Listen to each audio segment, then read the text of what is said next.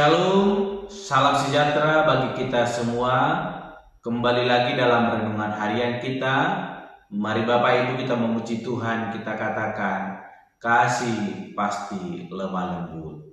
Kasih pasti lemah lembut. Kasih pasti murah hati. Kasih pasti memaafkan. Kasih-Mu Tuhan. Ajarilah kami ini saling mengasihi. Ajarilah kami ini saling mengampuni. Ajarilah kami ini kasih-Mu ya Tuhan. Kasih-Mu kudus tiada batasnya. Ajarilah kami ini saling mengasihi. Ajarilah kami ini saling mengampuni. Ajarilah kami ini kasih-Mu ya Tuhan. Kasih-Mu kudus tiada batasnya. Kasih-Mu kudus tiada batasnya. Amin. Mari Bapak Ibu kita membuka Alkitab kita dari kitab Kejadian pasal 48 ayat ke-8 sampai dengan yang ke-22. Demikianlah firman Tuhan. Ketika Israel melihat anak-anak Yusuf itu, bertanyalah ia, siapakah ini? Jawab Yusuf kepada ayahnya, inilah anak-anakku yang telah diberikan Allah kepadaku di sini. Maka kata Yakub, dekatkanlah mereka kepadaku, supaya kuberkati mereka. Adapun mata Israel telah kabur karena tuanya, jadi ia tidak dapat lagi melihat. Kemudian Yusuf mendekatkan mereka kepada ayahnya, dan mereka dicium serta direkap oleh ayahnya. Lalu berkatalah Israel kepada Yusuf, tidak kusangka-sangka bahwa aku akan melihat mukamu lagi, tetapi sekarang Allah bakal memberi aku melihat keturunanmu. Lalu Yusuf menarik mereka dari antara lutut ayahnya, dan ia sujud dengan mukanya sampai ke tanah. Setelah itu Yusuf memegang mereka keduanya, dengan tangan kanan dipegangnya Efraim, yaitu di sebelah kiri Israel, dan dengan tangan kiri Manasye, yaitu di sebelah kanan Israel. Lalu didekatkannya lah mereka kepadanya. Tetapi Israel mengulurkan tangan kanannya dan meletakkannya di atas kepala Efraim, walaupun ia yang bungsu, dan tangan kirinya di atas kepala Manasye. Jadi tangannya bersilang, walaupun Manasye yang sulung. Sesudah itu diberkatinya lah Yusuf, katanya, nenekku dan ayahku Abraham dan Ishak telah hidup di hadapan Allah. Allah itu sebagai Allah yang telah menjadi gembalaku selama hidupku sampai sekarang, dan sebagai malaikat yang telah melepaskan aku dari segala bahaya. Dialah kiranya memberkati orang-orang muda ini, sehingga namaku serta nama nenek dan bapakku Abraham dan Ishak termasyhur oleh karena mereka, dan sehingga mereka bertambah-tambah menjadi jumlah yang besar di bumi. Ketika Yusuf melihat bahwa ayahnya meletakkan tangan kanannya di atas kepala Efraim, hal itu dipandangnya tidak baik. Lalu dipegangnya tangan ayahnya untuk memindahkannya dari atas kepala Efraim ke atas kepala Manasye. Katanya kepada ayahnya, janganlah demikian ayahku, sebab inilah yang sulung, letakkanlah tangan kananmu di atas kepalanya. Tetapi ayahnya menolak, katanya, aku tahu anakku, aku tahu, ia juga akan menjadi suatu bangsa, dan ia juga akan menjadi besar kuasanya. Walaupun begitu, adiknya akan lebih besar kuasanya daripadanya, dan keturunan adiknya itu akan menjadi sejumlah besar bangsa-bangsa. Lalu diberkatinya lah mereka pada waktu itu, katanya, dengan menyebutkan namamu lah orang Israel akan memberkati. Demikian Allah kiranya membuat engkau seperti Efraim dan seperti Manasye. Demikianlah didahulukannya Efraim daripada Manasye. Kemudian berkatalah Israel kepada Yusuf, tidak lama lagi aku akan mati, tetapi Allah menyertai kamu dan membawa kamu kembali ke negeri nenek moyangmu. Dan sekarang aku memberikan kepadamu sebagai kelebihanmu daripada saudara-saudaramu suatu punggung gunung yang kurebut dengan pedang dan panahku dari tangan orang Amori. Amin. Bapak, Ibu, saudara-saudara yang terkasih dalam nama Tuhan Yesus Kristus, kita kembali merenungkan firman Tuhan, dan hari ini saya memberikan tema bagi kita semua, yaitu Allah adalah gembalaku. Sekali lagi, Allah adalah gembalaku. Bapak, Ibu, saudara-saudara yang dikasihi di dalam nama Tuhan Yesus Kristus, kita kembali merenungkan firman Tuhan, bagaimana Yusuf bertemu dengan ayahnya Yakub di sisa usia kehidupan Yakub, yang dimana usianya sudah lanjut dan sangat tua. Ia memanggil Yusuf, dan ketika Yusuf mendengar bahwa ayahnya Yakub telah mengalami sakit, ia datang dan membawa kedua anaknya, yaitu Manasye dan Efraim. Dan ketika Yakub melihat Yusuf datang, tetapi ia tidak mengenalinya dan tidak mengenali kedua anak yang dibawa oleh Yusuf. Dan itu akibat dari matanya yang sudah mulai rabun karena lanjut usia.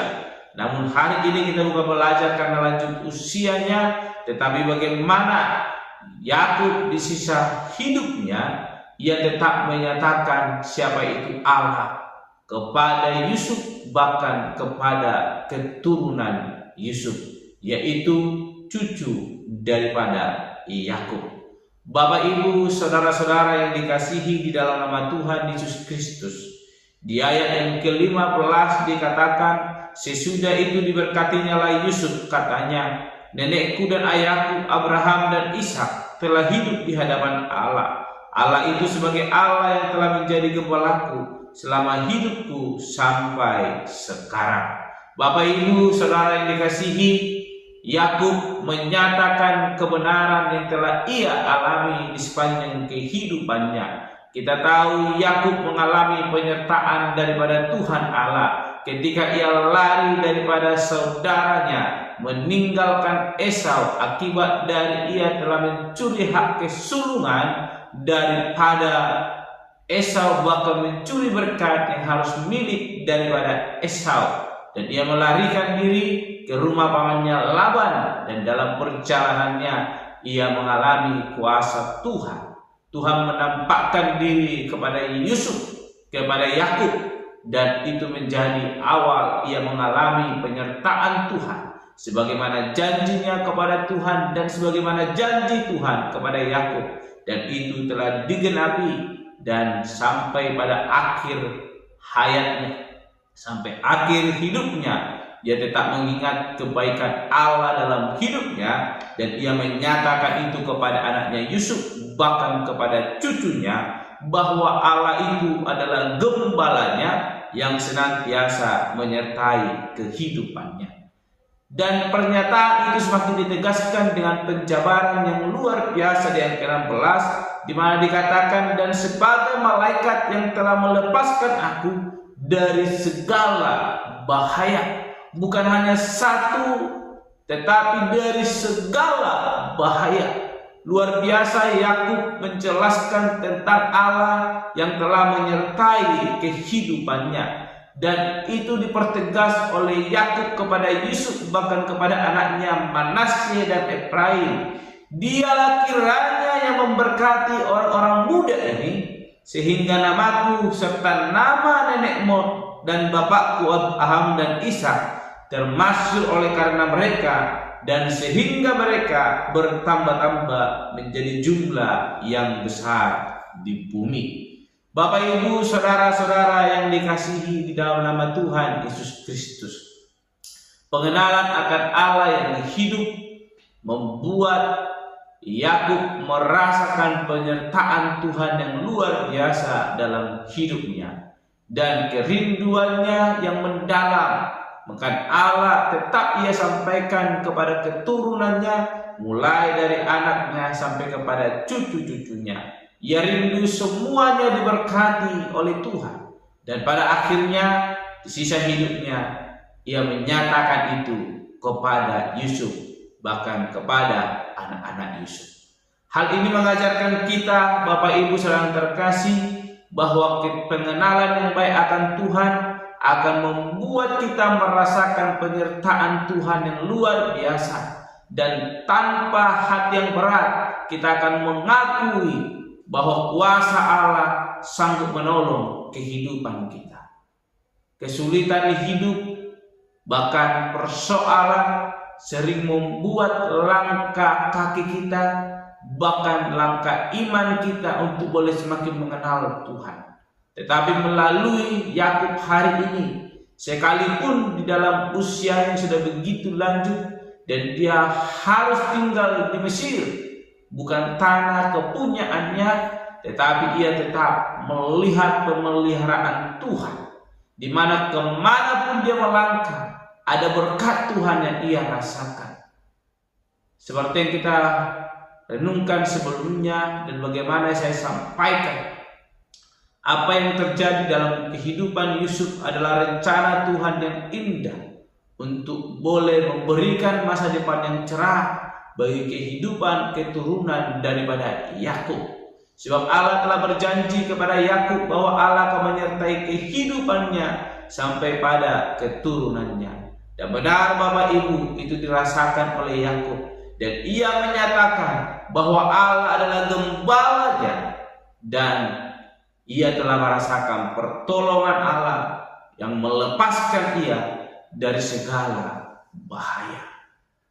Firman Tuhan hari ini mengajarkan kepada kita bahwa Yakub telah merasakan begitu besar kasih Allah, sehingga ia berani menyatakan bahwa Allah adalah gembalanya.